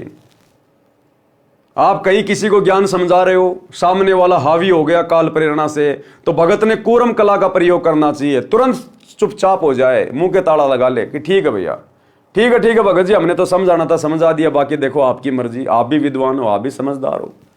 अब ठीक है, आप नहीं मान रहे तो आप फिर ठीक है, फिर आप कह रहे हो सही है। तो ये उसको शांत करने का मूल मंत्र है। उसके साथ में लड़ना नहीं, झगड़ना नहीं कि नहीं मैं जो कह रहा हूं वो ही सही है, तू झूठ है, तो वो तो काल प्रेरित है, 2 मिनट में थप्पड़ मुक्की पे आ जाएगा। तो परमात्मा कहते हैं कोई मानता तो ठीक है, नहीं मानता है, ज्यादा हावी होता है, कोई लड़ाई झगड़ा करता है जानबूझ के किसी भी बात को लेकर, तो उसी समय शांत हो जाओ, चुपचाप हो जाओ, बिल्कुल आधीन कछुए की तरह, और जैसे माहौल शांत हो जाए निकल लो। कूरम कला परखो धर्मदासा भावार्थ है कि जैसे कूरम यानी कछुआ आपत्ति के समय अपने मुख तथा पैरों को अपने अंदर छुपाकर निष्क्रिय हो जाता है, आपत्ति टलने के तुरंत पश्चात अपने मार्ग पर चल देता है, इसी प्रकार भगत को चाहिए कि यदि सांसारिक व्यक्ति आपके भक्ति मार्ग में बाधा उत्पन्न करें तो उनको उलटकर जवाब ना देकर अपनी भक्ति को छुपाकर सुरक्षित रखें। यानी उनके साथ में लड़ाई झगड़ा करके, वाद विवाद करके, गाली गलौज करके अपनी भक्ति का सत्यानाश ना करें, शांत हो जाएं। सामान्य स्थिति होते ही फिर उसी गति से साधना करें। इस प्रकार करने से निश्चय जाए पुरुष के पासा, वह साधक परमात्मा के पास अवश्य चला जाता है। क्यों? क्योंकि जब हम अपने गुरुदेव के द्वारा बताए गए फॉर्मूलों को अपने जीवन में लागू करेंगे तो हमें 101% सफलता प्राप्त होगी, क्योंकि गुरु हमें वही फॉर्मूला बताएगा जो बिल्कुल स्वयं सिद्ध है। अनुराग सागर पेज 163 281 पर सोरठा। आनंद धाम अमोल हंस तहां सुख बिल सही, हंस करे किलोल पुरुष तनु छवि निरखही। ये जो सोरठा होता है इसको उल्टा पढ़ा जाता है, पहले ये आगे की लाइन, फिर पीछे की, फिर आगे की, फिर पीछे की। भावार्थ, उपरोक्त ज्ञान के आधार से साधना करके साधक अमर धाम में चला जाता है। यानी गुरुदेव के द्वारा बताई गई साधना करके, गुरुदेव के द्वारा बताए गए फॉर्मूलों को अपने भगत वाले जीवन में लागू करके भगत फिर मर्यादा में रह के आजीवन भक्ति करेगा तो फिर वो परम धाम को चला जाता है।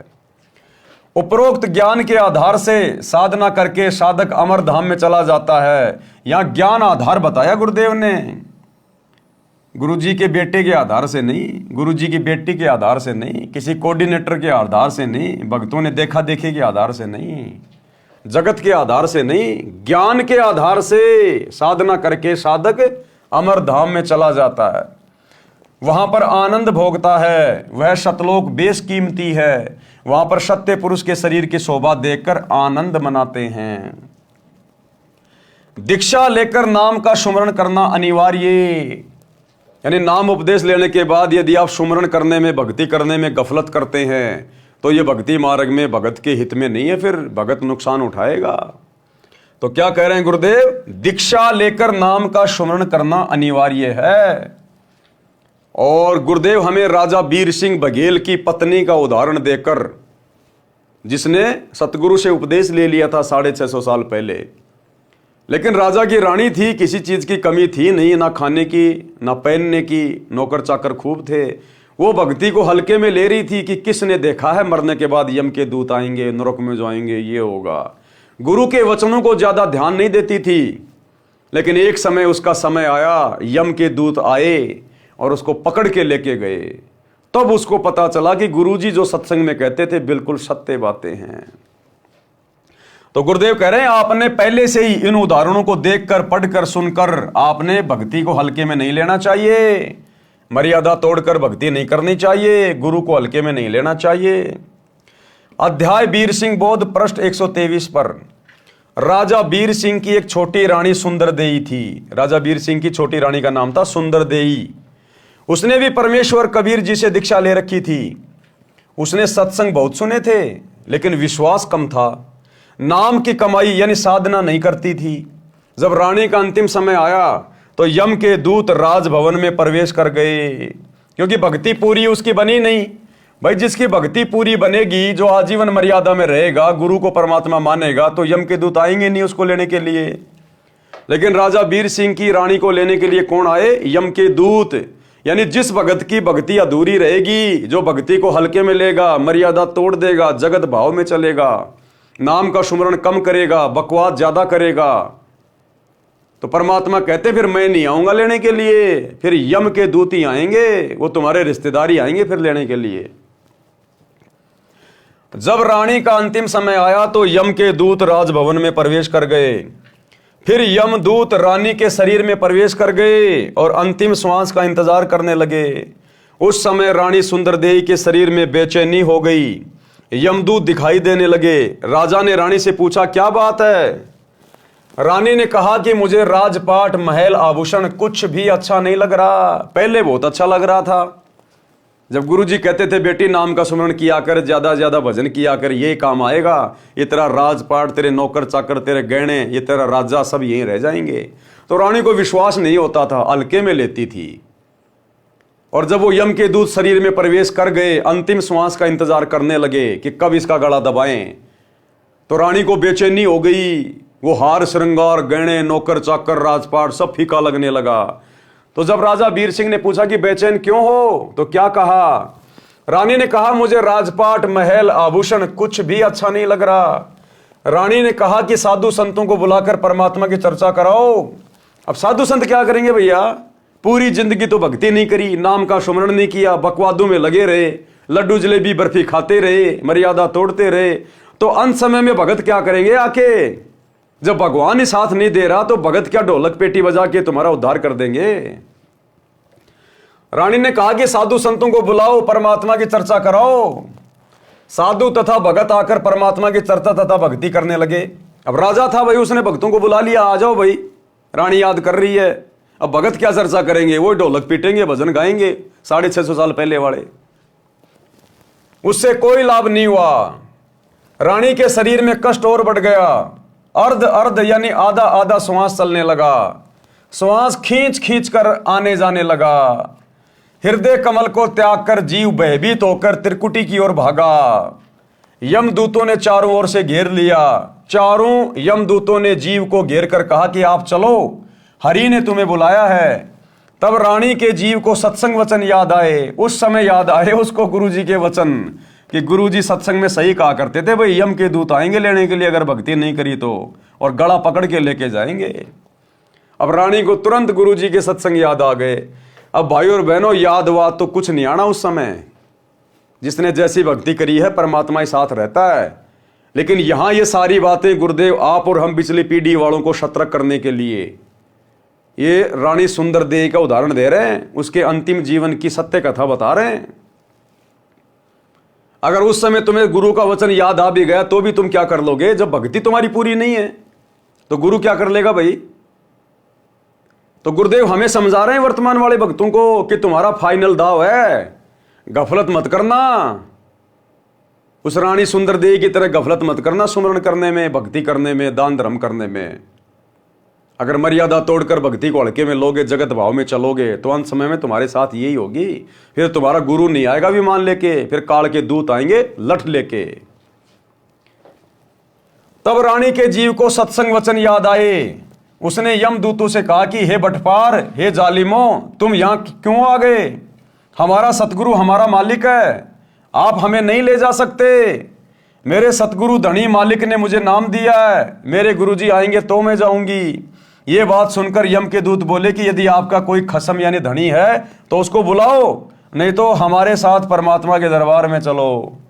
जीव ने कहा, धरणी आकाश से नगर नियारा, तहां निवाजे धनी हमारा। कि मेरा धनी, मेरा मालिक तो शतलोक में निवास करता है। अगम शब्द जब भाखे नाऊं, तब यम जीव के निकट नहीं आऊं। भावार्थ, पहले तो रानी को विश्वास नहीं हो रहा था कि जो सतगुरु जी सत्संग में ज्ञान सुना रहे हैं वह सत्य है। वो सोचती थी कि ये केवल कहानी है, क्योंकि सब नौकर नौकरानी आज्ञा मिलते ही दौड़ आते थे, मनमर्जी का खाना खाती थी, सुंदर वस्त्र आभूषण पहनती थी। उसने सोचा था कि ऐसे ही आनंद बना रहेगा। ये तो पिछले जन्म की बैटरी चार्ज थी, वर्तमान में चार्जर मिला तो चालू नहीं किया, यानी साधना नहीं की। जब बैटरी की चार्जिंग समाप्त हो जाती है, बैटरी डाउन हो जाती है, तो सारी सुविधाएं बंद हो जाती हैं। फिर ना पंखा चलता है, ना बल्ब जगता है, बटन दबाते रहो, कोई क्रिया नहीं होती। इसी प्रकार जीव का पूर्व जन्म की भक्ति का धन यानी चार्जिंग समाप्त हो जाती है तो सारी सुविधाएं छीन ली जाती है, जीव को नरक में डाल दिया जाता है। तब उसको अकल आती है, उस समय वक्त हाथ से निकल चुका होता है, उस समय वक्त हाथ से निकल चुका होता है। कितना चिल्ला लेना, फिर कुछ बात नहीं बनेगी, केवल पश्चाताप और रोना शेष रह जाता है।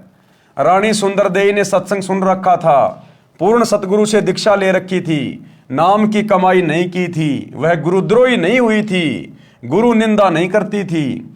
रानी ने सतगुरु को याद किया कि हे सतगुरु, हे मेरे धनी, मेरे को यमदूतों ने घेर रखा है, मुझ दासी को छुड़ाओ। मैंने आपकी दीक्षा ले रखी है। आज मुझे पता चला कि ऐसी आपत्ति में ना पति काम आता है, ना पत्नी, ना बेटा, ना बेटी, ना भाई बहन, ना राजा प्रजा, कोई सहायक नहीं होता। आप और हमें गुरुजी समझा रहे हैं कि सुधर जाओ कलयुग की पिछली पीढ़ी वालों।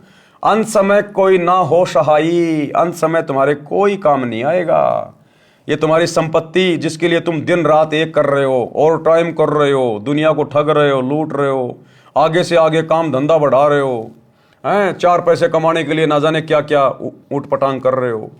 ये तुम्हारे बेटा बेटी, भाई बंधु, रिश्तेदार, कार कोठी जवाई कुछ काम नहीं आएंगे, कुछ भी। वहां तो सतगुरु की भक्ति काम आनी है, सतगुरु की भक्ति। अगर वो नहीं करोगे तो कुछ लेना देना नहीं। रानी के जीव ने हृदय से सतगुरु को पुकारा। तुरंत सतगुरु कबीर जी वहां उपस्थित हुए। कौन सतगुरु कबीर जी? जो उस समय रानी के गुरु के रूप में आए हुए थे, जो वर्तमान में हमारे गुरु जी के रूप में आए हुए हैं, ये सतगुरु कबीर जी। तुरंत सतगुरु कबीर जी वहां उपस्थित हुए। रानी ने दौड़कर सतगुरु देव जी के चरण लिए। उसी समय यमदूत भागकर हरि यानी धर्मराज के पास गए और बताया कि उसका सतगुरु आया, तो वहां पर प्रकाश हो गया। जीव ने सत सुकृत नाम जपा था, उसको इतना ही याद था, इस कारण से उसको यमदूतों से छुड़ाया तथा पुनः जीवन बढ़ाया। तब रानी ने दिल से भक्ति की।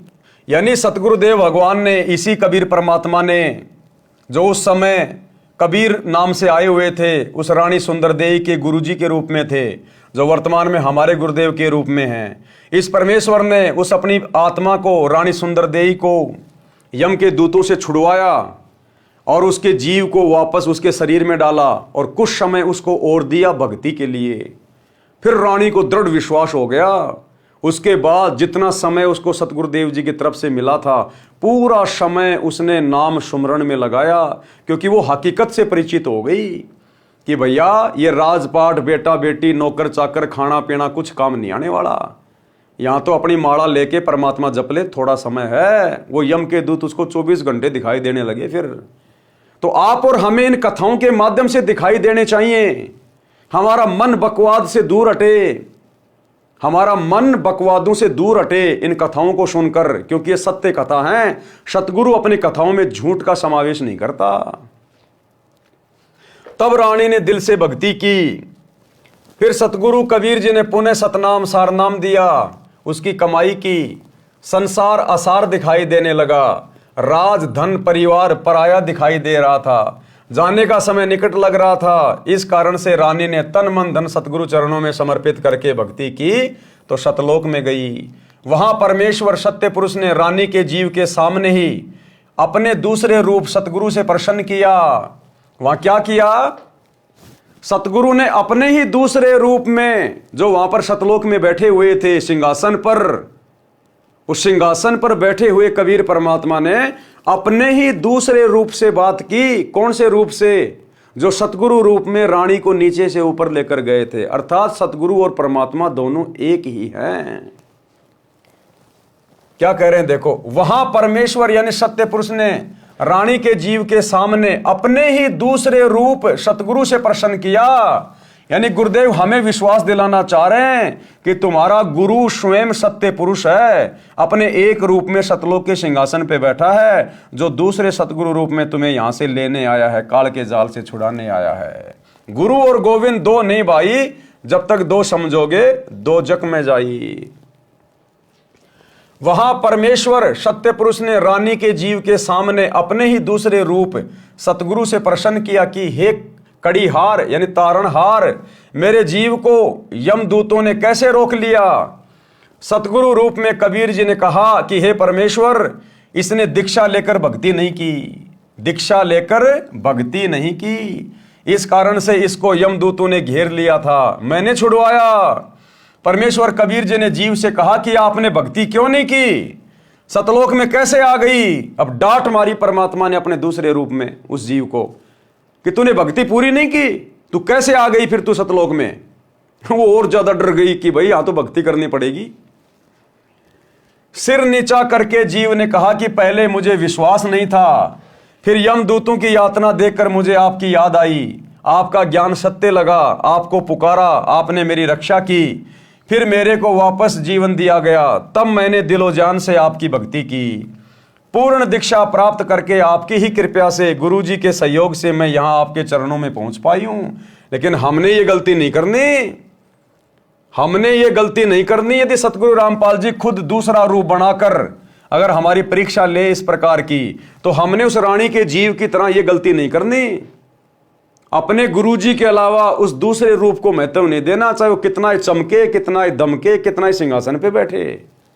हमारे गुरुजी हमारे लिए परमात्मा है, परमेश्वर हैं। ऊपर स्पष्ट कर दिया कि रानी के जीव के सामने सतगुरु ने अपने दूसरे रूप में रानी से सवाल किया।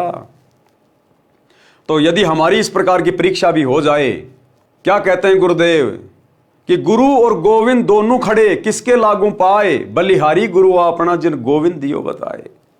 और एक सत्संग में तो गुरुदेव ने स्पष्ट कर दिया कि जब तुम शरीर छोड़कर त्रिकुटी पे जाओगे तो वहां भी तुम्हारी परीक्षा होगी।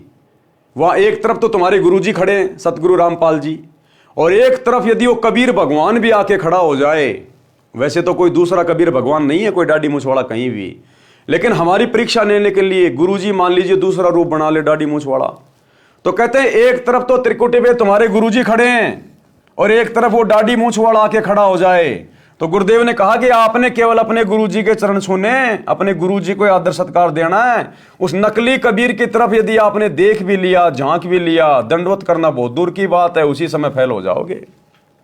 तो ये छोटा सा सत्संग गुरुदेव का हमें यही समझाएगा कि गुरु स्वयं कबीर है।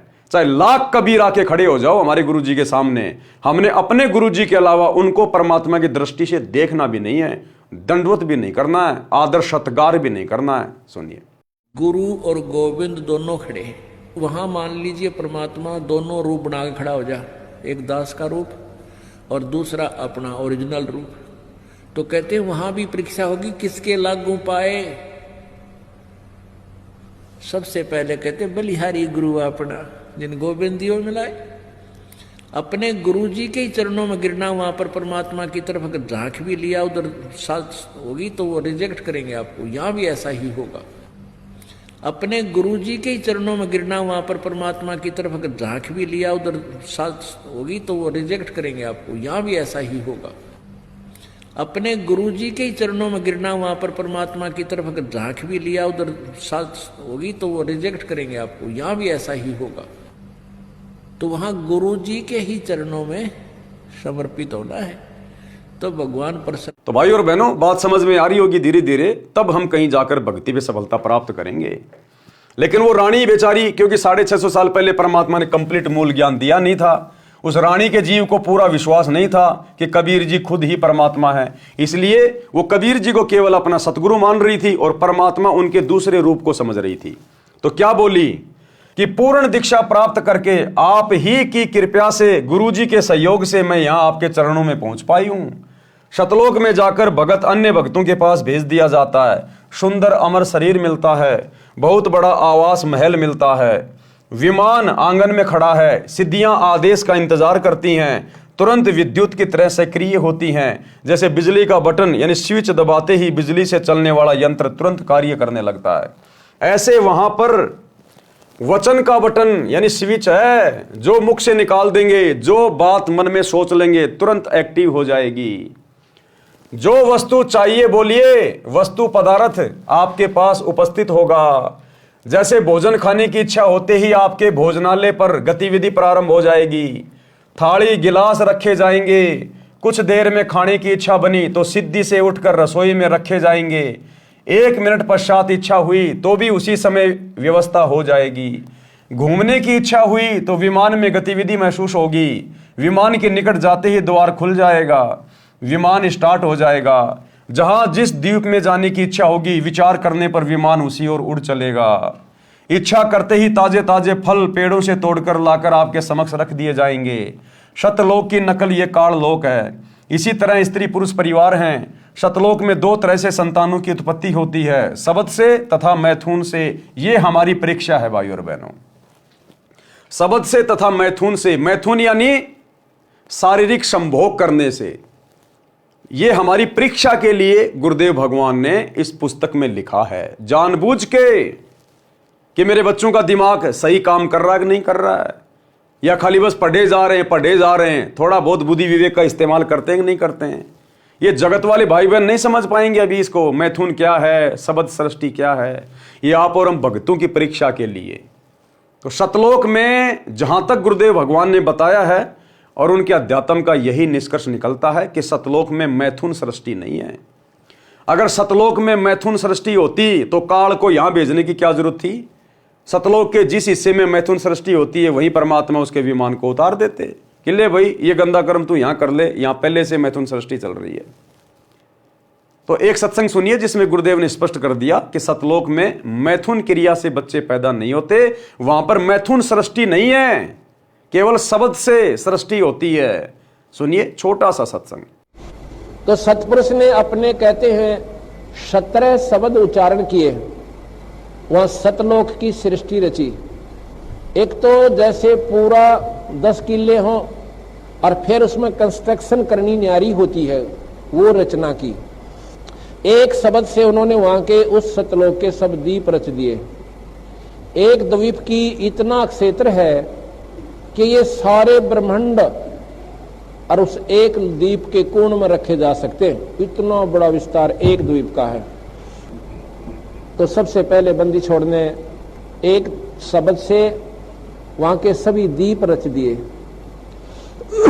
और फिर 16 शब्द उच्चारण किए।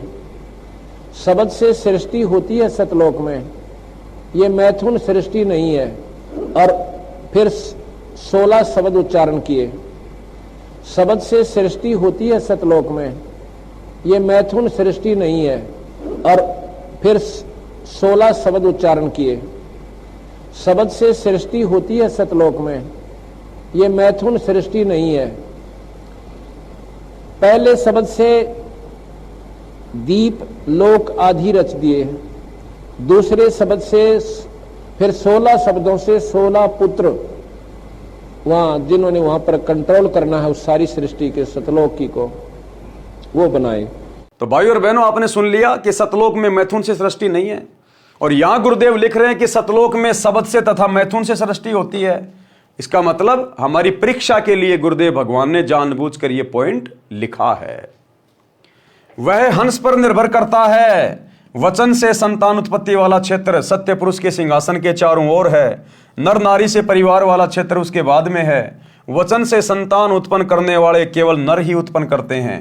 सतलोक में वृद्ध अवस्था नहीं है। नर नारी वाले क्षेत्र में लड़के तथा लड़कियां दोनों उत्पन्न करते हैं, विवाह करते हैं। केवल वचन से जो बच्चे उत्पन्न होते हैं वे काल लोक से मुक्त होकर गए जीव जन्म लेते हैं, फिर कभी नहीं मरते न वृद्ध होते हैं। जो सतलोक में मुक्त होकर जाते हैं उनको सर्वप्रथम सत्य पुरुष जी के दर्शन कराए जाते हैं। उस समय उसका वही स्वरूप रहता है जैसा पृथ्वी से आता है, परंतु वृद्ध नीचे से गया तो वहां सत्य पुरुष के सामने उसी अवस्था व स्वरूप में जाता है। उसका प्रकाश 16 सूर्यों के प्रकाश जितना हो जाता है। उसके पश्चात उसको उस स्थान पर भेज दिया जाता है जो सबसे भिन्न है। वहां जाते ही उसका स्वरूप तो वैसा ही रहता है, लेकिन उसके शरीर का प्रकाश 16 सूर्यों जितना हो जाता है। परंतु यदि वृद्ध नीचे से गया है तो युवा अवस्था हो जाती है। देखो भाई और बहनों, हमारी परीक्षा, सब हमारी परीक्षा के लिए लिख रहे हैं यहां गुरुदेव भगवान। क्या लिखा है? परंतु यदि बूढ़ा, वृद्ध यानी बूढ़ा, परंतु यदि वृद्ध नीचे से गया है तो युवा अवस्था हो जाती है। यानी इस पृथ्वी लोक से यदि कोई बूढ़ा व्यक्ति ऊपर जाएगा सतलोक में तो वो युवा हो जाता है। और पीछे क्या लिखा है गुरुदेव ने? यहां देखो क्या लिखा है परमात्मा ने। परंतु वृद्ध यानी बूढ़ा नीचे से गया तो वहां सत्य पुरुष के सामने उसी अवस्था व स्वरूप में जाता है। यानी बूढ़ा बूढ़ा ही अवस्था में जाता है। और यहां लिखा है यदि वृद्ध यानी बूढ़ा नीचे से गया है तो युवा अवस्था में हो जाती है। तो दोनों बातें एक दूसरे की विरोधाभासी हैं। तो ये हमारी परीक्षा के लिए है। कैसी परीक्षा?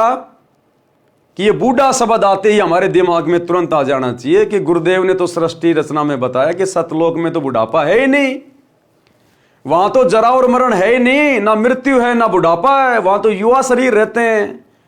तो बुढ़ापा कैसे आ गया सतलोक में? बूढ़ा कैसे हो जाएगा व्यक्ति सतलोक में? तो ये हमारी परीक्षा के लिए कि सतलोक में तो हमें सुंदर युवा शरीर प्राप्त होगा। एक बार हमारा जन्म होगा शब्द से, उसके बाद हम धीरे धीरे बड़े होंगे, फिर हम युवा होंगे, फिर सदा युवा ही रहेंगे। तो बूढ़ा तो वहां कोई है ही नहीं। तो ये हमारी परीक्षा के लिए। परंतु यदि बूढ़ा नीचे से गया है तो युवा अवस्था हो जाती है। जवान है तो जवान ही रहता है, बालक है तो बालक ही रहता है। वहां पर कुछ को सत्य पुरुष के वचन से स्त्री पुरुष का शरीर मिलता है, कुछ बीज रूप में सत्य पुरुष द्वारा बनाए जाते हैं, जिनका फिर एक बार किसी के घर सतलोक में जन्म होगा, फिर परिवार बनेगा। उस स्थान पर वे हंस एक बार जन्म लेंगे जो काल लोक तथा अक्षर लोक से मुक्त होकर जाते हैं। एकांत स्थान पर रखे जाते हैं, वे दोनों क्षेत्रों में जन्म लेते हैं। वचन से उत्पन्न होने वाले तथा स्त्री पुरुष से जन्म लेने वालों में स्त्री पुरुष से उत्पत्ति की औसत अधिक होती है। ये औसत 10/90 होती है। ये 10% वचन से उत्पत्ति और 90% विवाह रीति से उत्पन्न होती है। सतलोक में स्त्री तथा नर के शरीर का प्रकाश 16 सूर्यों के प्रकाश के समान होता है। मिनी सतलोक मानसरोवर पहले है, वहां दोनों के शरीर का प्रकाश 4 सूर्यों के समान होता है। फिर आगे जाते हैं, जब परब्रह्म के लोक में बने अष्टकमल के पास पहुंचते हैं तो हंस तथा हंसनी यानी नर नारी के शरीर का प्रकाश 12 सूर्यों के प्रकाश के समान हो जाता है। फिर सतलोक में बनी भंवर गुफा में प्रत्येक व्यक्ति के शरीर का प्रकाश 16 सूर्यों के समान हो जाता है। प्रमाण कबीर सागर अध्याय मोहम्मद बोध पृष्ठ 20, 21 तथा 22 पर 10 मुकामी रेखता। 10 मुकामी रेखता। पृष्ठ 21 से कुछ अंश लिखता हूं। भया आनंद फंद सब छोड़िया, पहुंचा जहां सतलोक मेरा। हंसनी नारी रूप पुण्यात्माएं, हंस नर रूप पुण्यात्माएं।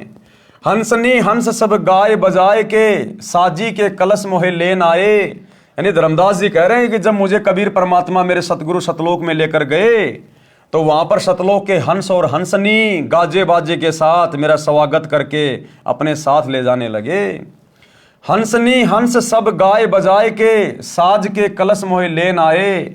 युगन युगन के बिछुड़े मिले तुम, आए के प्रेम करी अंग से अंग लगाए। पुरुष दरस जब दीन्या हंस को, तपत बहु जन्म की तब नशाए। पलट कर रूप जब एक सा कीन्या, मानो तब भानु षोडश उगाए। पहुप के दीप भोजन करे, शब्द की दे सब हंस पाई। पुष्प का सेहरा हंस और हंसनी, सच्चिदानंद सिर छत्र छाए। दीप बहु दमनी दमक बहु बाती की, जहां घन शब्द को घमोड़ लाई। लगे जहां बरसने घनघोर के उठत, तहां शब्द धुनी अति सोहाई। सुन सोहे हंस हंसनी, युथ जोड़े झुंड हैं। एक ही नूर एक ही रंग रागे, करत बिहार मन भावनी। मुक्ति में कर्म और भरम सब दूर भागे। रंक और भूप कोई परख आवे नहीं, करत कोलाहल बहुत पागे। काम और क्रोध मद लोभ अभिमान, सब छोड़ पाखंड सत्य शब्द लागे। पुरुष के बदन कौन महिमा कहूं, जग में उपमा कछु नाही पाई। चांद और सूरज गण ज्योति लागे, नहीं एक ही नख प्रकाश भाई। परवाना जिन नाद वंश का पाइया, पहुंचिया पुरुष के लोक जाई। कहे कबीर यही बाती सो पाइयो, सत्य पुरुष की राह सो प्रकट गाई। अब भावार्थ कर रहे हैं गुरुदेव। इस अमृतवाणी में स्पष्ट है कि परमेश्वर कबीर जी सतगुरु रूप में पृथ्वी से धर्मदास जी को लेकर सतलोक को चले तो रास्ते में 9 स्थान आए, जैसे नाशूत, मलकूत, ये फारसी में शब्द हैं। इन 7 आसमानों के पार अचिंत विष्णु लोक आदि के पार जब सतलोक में पहुंचा तो धर्मदास जी कह रहे हैं कि मेरे को सत्कार के साथ यानी मेरा वेलकम करने के लिए सत्कार के साथ लेने को सतलोक के हंस यानी नर और हंसनी यानी नारी, गाते नाचते ढोल आदि साज बाज बजाते हुए स्त्रियां सिर के ऊपर कलश रख कर लेने आए। उनके शरीर का प्रकाश 16 सूर्यों के समान था। मेरे शरीर का प्रकाश भी उनके शरीर के प्रकाश के समान 16 सूर्यों के समान हो गया। जो पृथ्वी लोक से मोक्ष प्राप्त करके हंस जाता है वह पुहुप द्वीप में ले जाया जाता है। वहां सर्व सुख हैं, वह सतलोक का हिस्सा है, परंतु सर्वप्रथम नीचे से गए मोक्ष प्राप्त जीव को पुहुप द्वीप में रखा जाता है। यहाँ का दृश्य बताया जा रहा है। यहाँ से इसका जन्म अन्य स्थानों में परिवार में होता है। इसके पश्चात उस स्थान का वर्णन है जहां नर नारी से उत्पत्ति होकर परिवार बनता है, जहां पर नर नारी के जोड़ों के समूह सुख से बैठे बातें करते हैं, बादल गरजते हैं, फवारें पड़ती हैं। ये भिन्न स्थान है जहां सतलोक निवासी पिकनिक के लिए जाते हैं। कुछ स्थान ऐसे हैं जहां ना बादल दिखाई देता है और वर्षा भी हो रही होती है। दीक्षा के पश्चात भगत को क्या क्या करना चाहिए उसकी जानकारी पवित्र कबीर सागर के अध्याय धर्मबोध में भी है। कृपया पढ़ें अध्याय धर्मबोध का सारांश। कबीर सागर में 33वां अध्याय धर्मबोध पृष्ठ 177 521 पर है। इस अध्याय में परमेश्वर कबीर जी ने धर्म करने का विशेष ज्ञान बताया है। यह भी स्पष्ट किया है कि कबीर परमेश्वर के सच्चे पंथ में दिन में 3 बार संध्या की जाती है। त्रिकाल संध्या जो आजकल आपको YouTube पर बहुत ज़्यादा देखने को मिलेगी भविष्यवाणियों में कि अगर आपको युग परिवर्तन में बचना है, सतयुग में प्रवेश करना है, आपने त्रिकाल संध्या करनी पड़ेगी। त्रिकाल संध्या ही एकमात्र बचाव है। अब दुनिया को पता नहीं ये त्रिकाल संध्या है क्या, ना दुनिया जानती ना कहीं लिखी हुई। केवल वेदों में जिक्र है कि त्रिकाल संध्या साधक को करनी होती है। अब ये त्रिकाल संध्या वास्तव में क्या है, कैसे की जाती है, कैसे ये सफल होगी, ये तो भाई सतगुरु रामपाल जी से उपदेश लेने के बाद ही पता चलेगा। क्योंकि हम भगत तो जब से उपदेश लिया है रोजाना त्रिकाल संध्या कर रहे हैं पिछले 10-11 साल से। इसलिए युग परिवर्तन में आप और हमारा कुछ नहीं बिगड़ना। अगर मर्यादा में रहेंगे, गुरु पे विश्वास रखेंगे और अपनी भक्ति को, त्रिकाल संध्या को नियमित रखेंगे, भक्ति बोध हाथ में लेके, अगर पढ़े लिखे हो तो। ये मोबाइल में चलाने से, त्रिकाल संध्या करने से कुछ नहीं होगा। परमेश्वर कबीर के सच्चे पंथ में दिन में 3 बार संध्या की जाती है। संध्या का अर्थ है 2 वक्त का मिलन। एक संध्या सुबह, उससे दिन और रात्रि का मिलन होता है। यानी सुबह के नित्य नियम का जो समय है तकरीबन 5 बजे के आसपास का, तो वो 2 समय का मिलन होता है, उसको संध्या कहते हैं। रात्रि का समय जा रहा है, सुबह का समय आ रहा है, वो 2 समय का मिलन है। फिर दोपहर की हम रमेणी करते हैं 12 से 2 के बीच में, तो उस समय 12 बजे के बाद में सुबह का दिन जा रहा है, दोपहर का दिन आ रहा है, तो वो 2 समय का मिलन हो गया।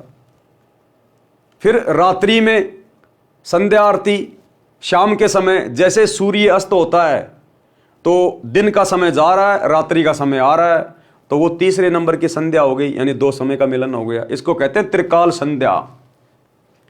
एक संध्या सुबह, उससे दिन और रात्रि का मिलन होता है, रात्रि विदा होती है, दिन का शुभारंभ होता है। दूसरी संध्या दिन के 12 बजे होती है, उस समय चढ़ते दिन का दोपहर पूरा होता है, ढलते दिन की शुरुआत होती है, ये दिन की संध्या है। तीसरी संध्या शाम के समय होती है, उस समय दिन और रात्रि का मिलन होता है। वैसे आम जन शाम को संध्या कहते हैं। संध्या का अर्थ परमात्मा की स्तुति करना भी होता है। वेदों में प्रमाण है कि जो जगत का तारणहार होगा, क्या कह रहे हैं भाई और बहनों, ध्यान से सुनना। वेदों में कहते हैं कि जो जगत का तारणहार होगा, वेदों में प्रमाण है कि जो जगत का तारणहार होगा।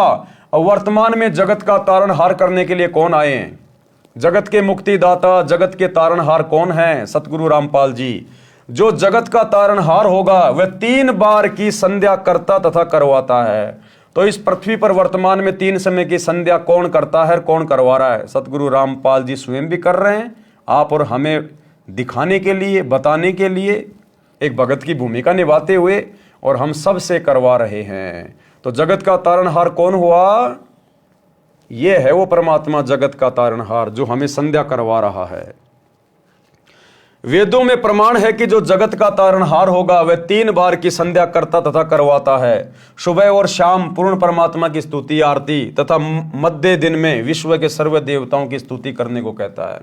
प्रमाण ऋग्वेद मंडल नंबर 8 सूक्त 1 मंत्र 29 में तथा यजुर्वेद अध्याय 19 मंत्र 26 में है। कबीर सागर में धर्मबोध अध्याय में पृष्ठ 177 पर भी यही प्रमाण है। सांझ सकार मध्या संध्या तीनों काल, धर्म कर्म तत्पर सदा कीजिए सुरती संभाल।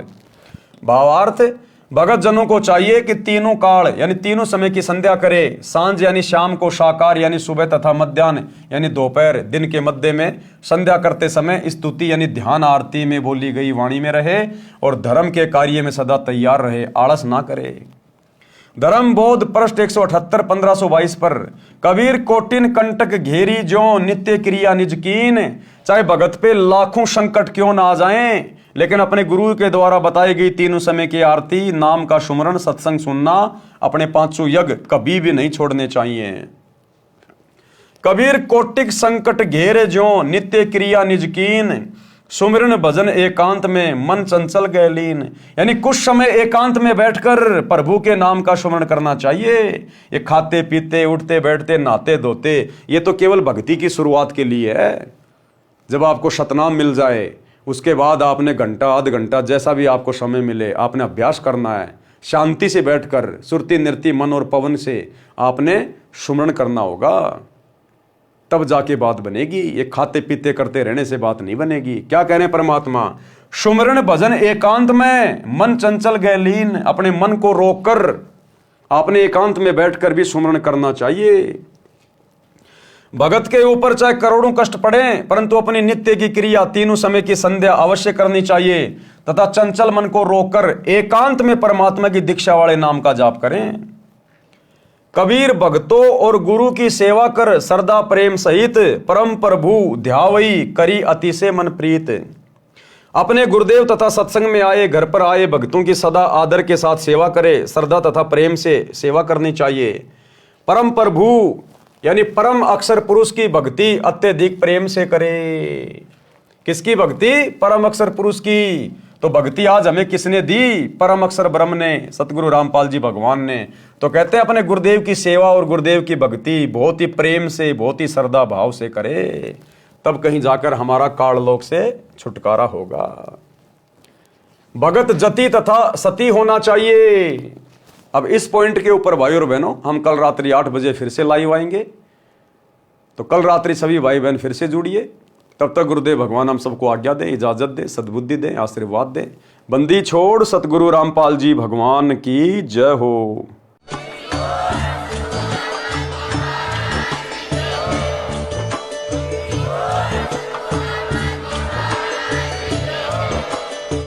भाई जो गुरु बचन पे डट गे, कट गे फंद 84 के, कट गे फंद 84 के, कट गे फंद 84 के।